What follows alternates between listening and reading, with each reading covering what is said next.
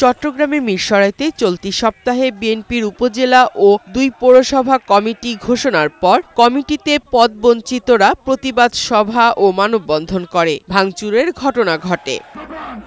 গেল ২৬ মার্চ স্বাধীনতা দিবস অনুষ্ঠানে ২ গ্রুপ পাল্টাপাল্টি কর্মসূচি ঘোষণা করে। পরিস্থিতি নিয়ন্ত্রণে রাখতে উপজেলা প্রশাসন ১৪৪ ধারা জারি করে। নেতাকর্মীদের একাংশ ইউনো অফিসের সামনে দিয়ে মিছিল করে শহীদ মিনারে অবস্থান নেয়। এদিকে বারুইয়ারহাট পৌর বিএনপির আহ্বায়ক মঈনুদ্দিন লিটনের বাড়িতে হামলা ও ভাঙচুরের ঘটনা ঘটেছে। দুই পক্ষের সংঘর্ষের সময় জায়েদ নামে এক ব্যক্তি নিহত হয়। চকলেট মারি মানে আপনার অজ্ঞাত মানে আমাদের একটা লোকেরও শেষ করে দিছে।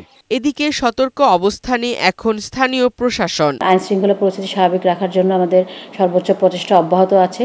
জেলা থেকে অতিরিক্ত পুলিশও ইতিমধ্যে মিরসরাই থানা আমাদের মোতায়েন আছে, কাজ করছে ওরা।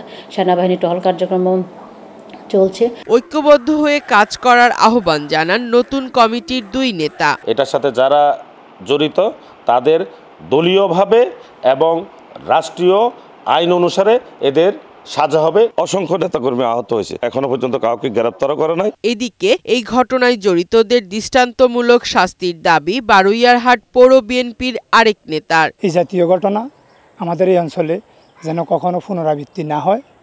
যারা এই ঘটনা ঘটিয়েছে তাদের দৃষ্টান্তমূলক শাস্তি দাবি করতেছি। শান্তি শৃঙ্খলা রক্ষায় প্রশাসনের আশু পদক্ষেপ কামনা করেছে এলাকাবাসী। ফারহানা শিমু, বৈশাখী সংবাদ।